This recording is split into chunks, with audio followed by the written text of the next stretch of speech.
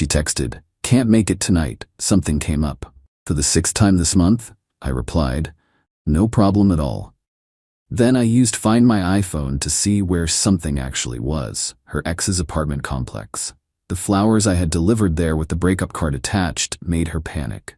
Original post: I, 35 male, had been with Jessica, 33, for about 18 months. Not married, but we'd been talking about moving in together. She had her place, I had mine. Seemed like the natural next step. Until last month when the cancellations started. First time, "Sorry babe, work emergency, rain check?" Second time, "Mom's not feeling well, need to check on her." Third time, migraine came out of nowhere. Fourth, fifth, and tonight, the 6th time this month. "Can't make it tonight, something came up." Each time I'd reply with some variation of, "No problem, feel better," or "Hope everything's okay." But tonight, sitting alone at the restaurant I booked for our anniversary dinner, staring at her latest cancellation text, something just clicked. Jessica and I shared locations on our phones. Started when she went on a work trip last year and wanted me to know she landed safely. Never turned it off. Guess she forgot about that little detail. I opened Find My iPhone. There she was. Not at work, not at her mom's, not at home nursing a migraine. She was at Riverside Apartments. I knew that complex. Her ex, Brandon, lived there. The ex she swore she had zero contact with. The ex who meant nothing to her anymore. I sat there for a good 5 minutes, watching that little dot stay perfectly still at his building. The waiter asked if I was ready to order. "Yeah," I said. "Just the check for the wine, please." On my way home, I passed a flower shop that was still open. Had an idea. One of those ideas that comes fully formed, like my brain had been working on it without telling me. "I need a bouquet delivered tonight," I told the florist. "To Riverside Apartments." "Tonight? That's rush delivery. It'll be extra." "That's fine. And I need a card attached, a specific message." Update 1. The flower shop was curious about the late-night delivery, but hey, money talks. Told them to deliver to the main office of Riverside Apartments with instructions to call Brandon Tillman's unit for pickup. The bouquet? 24 red roses. The card? "Jessica, since you keep having something come up, I figured I'd save you the trouble of making excuses. We're done. Enjoy your evening with Brandon. P.S. Your location sharing is still on. Might want to fix that. Grant." The florist raised an eyebrow but wrote it down exactly as I said. Paid extra for delivery confirmation and a photo of recipient. Then I went home and did something I should have done weeks ago. I started connecting dots. Her phone was always face down lately. She'd been working late a lot, but her paychecks hadn't shown any overtime. She'd mentioned that casually, complaining about her boss. She'd been weird about making plans, always wanting to play it by ear. My phone exploded about 40 minutes later. Jessica calling, declined. Jessica calling, declined. Jessica calling, declined. Text, "Grant, please answer." Text, "It's not what you think." Text, "The flowers were delivered to the wrong place." Text, "I'm at my mom's. Please just let me explain." I turned off read receipts and went to bed. Well, tried to. Mostly laid there thinking about how I'd been planning to ask her to move in next month. Had already been looking at bigger places. Thank God for Find My iPhone, I guess. Next morning, checked her location. She was at her apartment. Then I checked Brandon's Instagram. We weren't friends, but his profile was public. News story posted at 2 a.m. A photo of red roses in a vase. No caption, just a thinking emoji. The balls on this guy. Jessica showed up at my apartment around 10 a.m. I watched through the doorbell camera as she stood there for 20 minutes, knocking periodically, calling my name. Her eyes were red, makeup smeared. She'd clearly been up all night. "Grant, I know you're in there. Your car's here. Please just give me 5 minutes." I stayed quiet. Eventually she left. Then the texts from her friends started. "Megan, what did you do to Jessica? She's hysterical." "Seriously? Flowers with a breakup note? That's cold." "Vanessa, Jessica made a mistake, but she loves you. Don't throw away something good over a misunderstanding." A misunderstanding. That's what they were calling it. I replied to Vanessa since she was the most reasonable of the bunch. Misunderstanding? She was at her ex's apartment when she was supposed to be our anniversary dinner. Her location showed her there for 3 hours. What exactly am I misunderstanding? Vanessa. She was just talking to him. He's been going through stuff. Me. Ah, yes, the kind of talking that requires canceling 6 dates in a month. Got it. She didn't reply. Update 2. Jessica ramped up her efforts. Started showing up at my work. Security wouldn't let her in, badge required, but she waited in the lobby. For 4 hours. My coworkers were eating this up, watching through the glass doors as she sat there with coffee and puffy eyes. Dude, just talk to her, my colleague Rob said. She looks destroyed. She looked pretty comfortable at Brandon's place 2 nights ago. Maybe there's an explanation?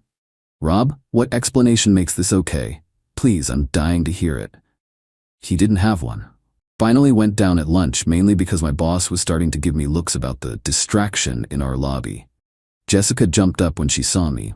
Grant, thank God. Please just listen. You have 2 minutes, and we're talking right here in public. She glanced around at the people pretending not to watch. Can we at least go outside? 1 minute 50 seconds. Okay. Brandon texted me last month. His dad died. He was struggling, needed someone to talk to. So talk on the phone. He was really messed up, Grant. Drinking, talking about doing something stupid. So call 911. Call his mom. Call literally anyone except the girlfriend who swore she had no contact with him. I was trying to help. By canceling 6 dates, by lying about where you were, by sneaking around. I knew you'd react like this. I actually laughed. You knew I'd react badly to you lying and sneaking around with your ex, so you lied and snuck around with your ex? Brilliant logic, Jess. It wasn't like that. Nothing happened. Your location was at his apartment for 3 hours, on our anniversary. We were just talking. Here's the thing, I don't care if you were talking, playing Scrabble, or conducting a séance to speak to his dead father. You lied. 6 times minimum. You chose him over us, over and over. We're done. Grant, please. Time's up. I walked back inside. She stood there for another hour before security asked her to leave. That evening, Brandon called me. The audacity of this man. Bro, you need to chill, he started. Bro, we're not bros. You're the guy sneaking around with my girlfriend. Ex-girlfriend, he corrected. And I wasn't sneaking. Jessica was being a good friend. A good friend who lies to her boyfriend to hang out with her ex? You got an interesting definition of friendship. Look, man, Jessica and I have history. Sometimes people need closure. Closure takes 6 secret meetings. What are you closing, a mortgage? You're being a dick. She chose you, didn't she? No, Brandon, she chose you. 6 times this month. I just made it official. Whatever, man, your loss. Funny thing about that, I can see her location right now. Guess where she is? Silence. That's right, your apartment. Again, tell me more about how she chose me. He hung up. Update 3. The entitlement escalated dramatically over the next few days. Jessica's mom, Diane, called me. Now, I'd always liked Diane. Thought she was reasonable. I was wrong. Grant, sweetheart, Jessica explained everything. This is all a big misunderstanding. Diane, I respect you, but there's no misunderstanding. She lied multiple times. She was trying to help that boy. You know Jessica has a big heart. She has such a big heart, she forgot about our anniversary to comfort her ex. People make mistakes. You're going to throw away your whole future over this? What future? One where she runs to Brandon every time he has a problem, where I'm wondering if something came up means she's with him? That future? You're being cruel. That stunt with the flowers was humiliating. Humiliating was sitting alone at an anniversary dinner while she was at another man's apartment. He's going through a loss. His father died 5 years ago, Diane. I googled the obituary, so either Brandon's lying to Jessica or Jessica's lying to you. Long pause. That can't be right. Joseph Tillman died August 2019. Look it up yourself. She hung up. Guess she looked it up. Then came the financial entitlement. See, Jessica and I had been planning a vacation. Cabo next month. I'd paid for the whole thing, flights, hotel, excursions, about $800 total. She was supposed to pay me back her half, but things were tight and I'd said no rush. Text from Jessica. I know we're not together, but that vacation is non-refundable. We should still go, as friends. As friends. The nerve. Me. Already changed the reservation to a single occupancy. Thanks for reminding me to cancel your ticket. You can't do that. I was going to pay you back. When? After your next secret meeting with Brandon? That's my vacation too. I need this trip. Me, then book your own. Cabo's not going anywhere. I can't afford it right now. Sounds like a you problem. She sent 18 more texts about how I was stealing her vacation. Didn't respond to any of them. But here's where it gets good. Her friend Megan decided to start a rumor that I'd been controlling and abusive, and that's why Jessica had to seek comfort elsewhere. She posted some vague nonsense on social media about supporting friends leaving toxic relationships with Jessica's crying emoji reaction. So I did something petty. Maybe too petty, but I was done with the high road. I posted the screenshot, the Find My iPhone map showing Jessica at Brandon's apartment. Timestamp clearly showing our anniversary dinner time. Caption: when you think she's at work, but Find My helps you find out where she really is. PSA: if you're gonna cheat, turn off location sharing. The comments exploded. Mutual friends who'd been getting Jessica's version suddenly had questions. Lots of questions. Wait, she said she was at her mom's that night. Brandon? The ex-Brandon? Didn't his dad die years ago? Jessica called me screaming. You posted our private business? You made it public when your friends started calling me abusive. Take it down. Turn off your location sharing first. Oh wait, you finally did? Only took you 3 days to figure that out. You're ruining my reputation. No, Jessica, you ruined your reputation. I just provided receipts. Update 4: the next morning, woke up to find my car keyed. Deep scratch from front to back on the driver's side. Check my security cam, hooded figure, but I recognized those Nike sneakers.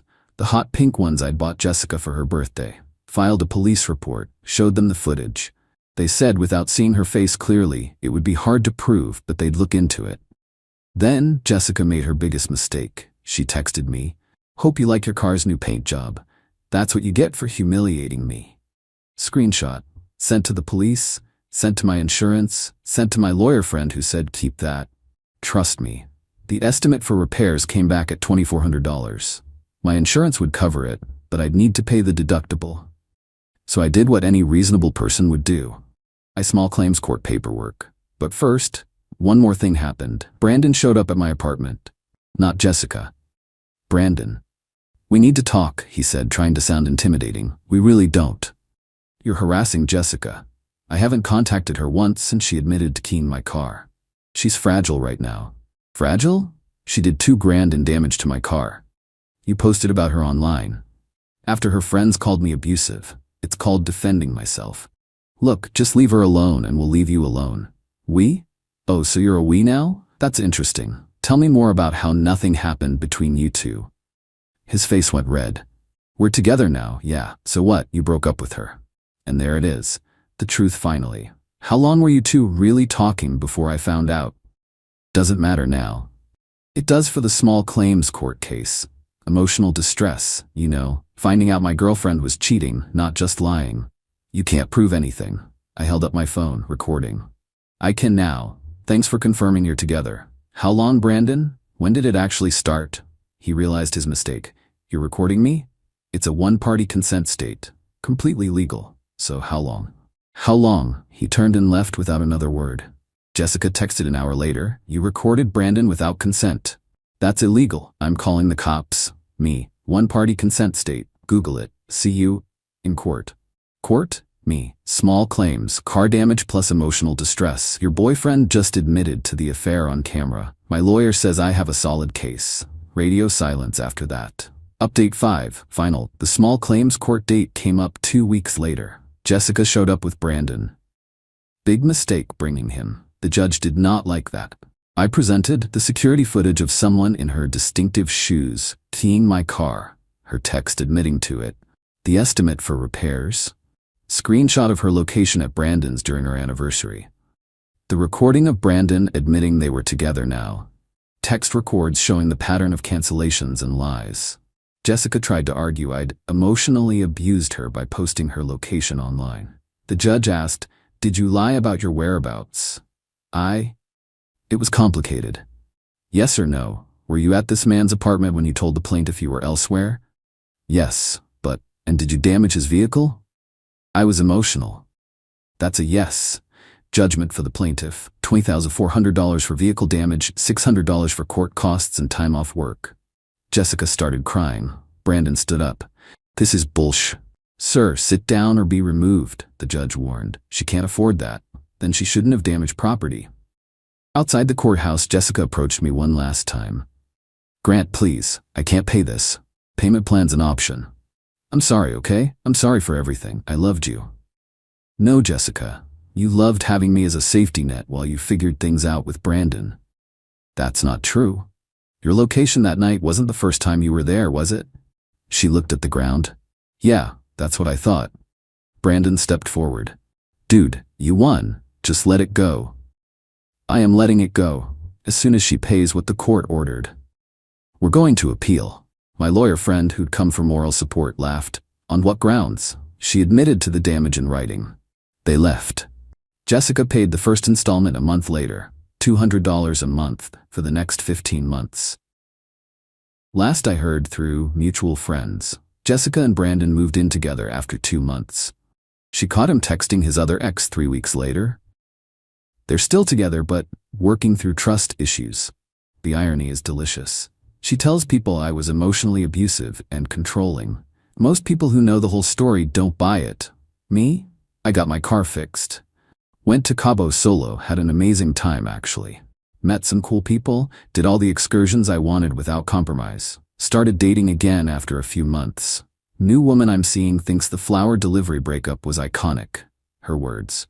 She also appreciated that I handled everything through proper legal channels instead of doing anything crazy. Lessons learned. 1. Trust your gut when patterns change. 2. Location sharing works both ways. 3. Document everything. 4. Sometimes the best revenge is just letting someone live with their choices. 5. Always get it in writing when someone admits to property damage. Oh, and Jessica still has 8 payments left. Every month when that money hits my account, I think about how she could have just been honest. Could have just broken up with me like an adult. Could have not keyed my car. But hey, something came up, right? The funniest part? I still get notifications sometimes. Jessica's payment of $200 has been received. Brandon's probably paying it. The ex she ran to now has to pay for the damage she did over him. Poetic justice? Maybe. Expensive lesson for her? Definitely. Worth it to find out who she really was before we moved in together? Absolutely. Sometimes the bullet dodges you. You just have to be smart enough to stay out of its way.